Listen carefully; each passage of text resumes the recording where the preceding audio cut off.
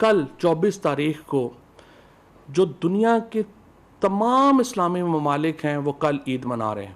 چاہے جو دنیا میں 3-4 بڑے اسلامک ملکوں کے گروپس ہیں، یعنی ایک عرب گروپ ہے تو سعودی عربیہ ہے، UAE ہے اور باقی تمام عرب ممالک ہیں، دوسرا پھر ترکی ہے، تیسرا ایران ہے اور چوتھا ملیشیا، انڈونیشیا، برونائی.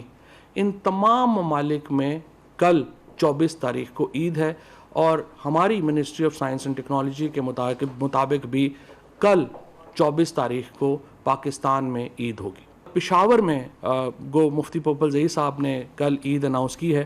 میں آپ کو بڑے واضح طور پہ بتا دوں، پشاور میں آج بھی چاند نظر آنے کا کوئی امکان جو ہے وہ نہیں ہے، اور اس لیے انہوں نے ٹھیک ہے اگر انہوں نے سعودی عربیہ کے مطابق زبردستی نہیں ہے، فرینکلی نہ ہم کوئی زبردستی کسی کو عید منوا سکتے ہیں نہ وہ کسی کو منوا سکتے ہیں. صرف ہمارا مقصد یہ ہے کہ دیکھیں میرے نزدیک پاکستان ایک نیشن سٹیٹ ہے. ہماری جو سرحدیں ہیں وہ ہمارے لیے مقدم اور مقدس ہے. یہ نہیں ہو سکتا کہ میں پاکستان کے اندر بیٹھ کے کہوں کہ نہیں میں تو سعودی عرب کے لاز کو فالو کروں گا، اور یا میں ایران کے لاز کو فالو کروں گا، یا میں ملیشیا یا ٹرکی کے لاز کو فالو کروں گا. جی نہیں، ہم پاکستان کے اندر ہیں، پاکستان کی سرحدیں ہمارے لیے مقدم ہیں.